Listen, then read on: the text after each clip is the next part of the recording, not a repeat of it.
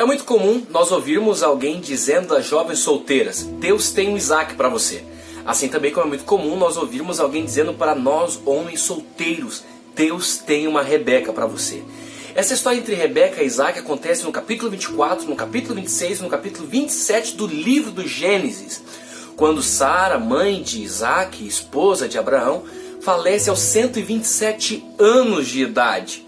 Abraão, também muito velho e preocupado com a solteirice de Isaac, começa a pressioná-lo porque não via ele com mulher nenhuma. E a verdade é que Isaac não estava pronto para nenhum relacionamento. Então, Abraão, preocupado porque já era velho, e a preocupação era dele também falecer, e Isaac entrar num relacionamento com uma cananeia, que seria hoje uma mulher interesseira, ou uma mulher promíscua, e acabar com os planos de Deus para a vida de Isaac, ele decide chamar um empregado de sua casa, que era um dos empregados mais antigos que trabalhava para ele, e pede para que esse empregado vá à Mesopotâmia para encontrar a mulher perfeita para Isaac. E dá a ele 10 camelos, dá muito ouro e muita prata. E dá ao empregado os padrões de como deveria ser a mulher perfeita para casar-se com Isaac. O empregado vai à Mesopotâmia, um dos lugares mais ricos que havia. Para quem não sabe, foi o berço da civilização humana. Ficava ali o famoso fértil crescente entre o rio Tigre e o Eufrates, hoje localizado a Síria e o Iraque. Esse empregado vai lá e ele não vai aonde estão as jovens ricas e solteiras da Mesopotâmia. Ele vai próximo às terras de Naor. Ficava localizado um poço onde as jovens, no final da tarde, iam retirar água. Ali era o ponto de encontro das jovens solteiras da Mesopotâmia. Só que as jovens que iam nesse poço retirar água não eram as mais ricas. As ricas tinham empregada que retirava água para elas. Ali iam as jovens simples, humildes e pobres. Esse empregado vai exatamente ali, com todo o seu patrimônio e riqueza, vestindo a sua melhor roupa. E ele é muito crente.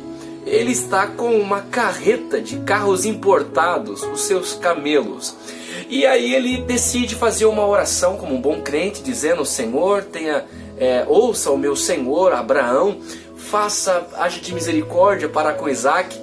E Senhor, olha a oração dele: a primeira jovem que aparecer aqui e eu pedir água para ela e ela der água, então será ela a mulher que irá casar com Isaac. A primeira mulher que aparece ali é Rebeca. Rebeca retira a água e ele vai pedir água. É óbvio que Rebeca não diz não para ele. Rebeca sai correndo com medo? Claro que não. Rebeca dá água para ele. O camarada estava com cara de rico, vestindo as melhores roupas, ostentando os seus camelos, ostentando um saco que parecia ter coisas valiosas. É óbvio que qualquer menina na condição de Rebeca iria dizer sim. Ele estava ostentando muita riqueza. E aí o texto diz que depois que Rebeca dá de beber a ele, também dá de beber aos seus camelos, ele dá 2 pingentes de ouro para ela, dá pulseiras de ouro para ela, e dá ciclos de prata e ciclos de ouro, que seriam gramas, seriam pesos da época, que é como se ela tivesse ganhado na Mega Sena. Ela sai correndo para avisar os seus pais o que havia acabado de acontecer. Seu irmão, chamado Labão, não acreditando, vai até o poço e encontra lá aquele homem bilionário, que seria praticamente o Haver lá da série Suits. Qualquer mulher iria dar água para ele. Ele era um empregado de Abraão, ostentando os seus camelos. Aí o texto diz que ele pede um lugar para descansar, e é óbvio que Rebeca iria oferecer a sua casa, e oferece a casa para aquele homem descansar, juntamente da sua família, claro. E ali recebem, e o homem diz para Rebeca e para a família de Rebeca: olha, eu sou empregado de um homem muito rico, poderosíssimo, Deus o abençoou com gados, com fazendas, com muitas coisas. Ele é um homem muito bem sucedido em tudo. E deixa eu te falar uma coisa: ele está solteiro e precisa casar-se. Você quer ir comigo conhecer o meu senhor Isaac? É óbvio que Rebeca diz: sim, eu quero. E ela vai. E coitado de Isaac, sendo pressionado por seu pai todos os dias, ele estava orando.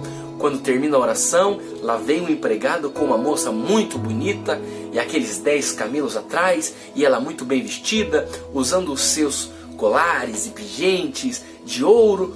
Ele fica impressionado e ele não sabia de nada, o coitado da história, ele não sabia porque Abraão não contou para ele, era surpresa, mas que surpresa é essa? E aí o texto diz que quando ele vê, ele acha ela muito bonita porque Rebeca era linda, maravilhosa. E Isaac também não ficava atrás, ele era muito bonito e muito rico. E aí o texto diz que o escravo, que é empregado de Abraão, diz o que havia acontecido. Ele surpreso, mas gostou da ideia porque é o casamento mais rápido da história. Ele viu, achou bonita, orou e casou. No entanto, existem alguns pontos gravíssimos nisso tudo, que é o que irá acontecer agora, os resultados de toda essa história que eu te contei, que está no capítulo 24. Aí se inicia o capítulo 26 e o capítulo 27. Os resultados desse namoro que na verdade nunca aconteceu. Os resultados de um jovem que nunca esteve pronto para um relacionamento e também de uma jovem como Rebeca que nunca esteve pronta para um relacionamento. Não era o momento certo deles. E aqui estão os resultados no capítulo 26. O texto diz que havia uma fome muito grande nas regiões onde Isaac morava, já casado, e ele vai para o Egito para pedir socorro. Ele estava passando fome juntamente com a sua família, o seu patrimônio corria um grande risco, e Deus fala com Isaac, dizendo: Isaac, você não vai ao Egito, você não vai fazer aliança com os egípcios. E ele fica em Gerar. E em Gerar é onde estavam os filisteus. E os homens percebiam que Rebeca era muito bonita e cobiçava ela, desejava ela, flertava com ela. E os homens perguntaram para Isaac o que Rebeca era dele. E ele, observando tudo aquilo, ele disse que Rebeca era sua irmã. E durante muito tempo os homens acreditavam que Rebeca era irmã de Abraão, de Isaac deles. Isaac deixava passar batida essa história, até que um dia Lameque descobre a história, fica revoltado e discute. E foi uma vergonha geral para Isaac e para Rebeca, porque ele teve que confessar que Rebeca era a esposa dele. Ficou feio para ele, principalmente em Gerar. Já não bastava isso, ele faz uma aliança com Lameque. Começa a trazer Lameque para sua casa, e Lameque tinha deuses estranhos e se utilizava de costumes pagãos. Era muito comum as orgias, as festas. E nesse período, Rebeca e Isaac já tinha os seus filhos. E Esaú aderiu aos costumes dos filisteus e casa-se com 2 mulheres, o que dava muito problema para este casal que é Rebeca e Isaac. Já não bastava isso, já no capítulo 27, você percebe lendo que Isaac já estava velho. E ele estava com vários problemas de saúde. Um deles, ele ficou cego, sofria de uma doença, ele era mórbido, não levantava da cama para nada. E aqui começa a se revelar o caráter deles dois. Você percebe que Isaac era mentiroso, assim também como Rebeca era mentirosa. Ela induz o seu filho Jacó a mentir para o pai, porque Isaac sabia que estava chegando esses últimos dias, ele iria morrer, ele precisava passar o patrimônio dele para o seu filho, e o mais velho era Esaú. E Rebeca não gostava muito de Esaú, não gostava do seu filho Esaú, porque Esaú tinha 2 mulheres, era um homem promíscuo, mas era um homem também muito esforçado. E ela induz o seu filho Jacó a mentir para o pai, a se passar pelo filho. Ele era cego, ele nem tinha capacidade total de pela voz reconhecer os meninos. Era uma verdadeira novela mexicana.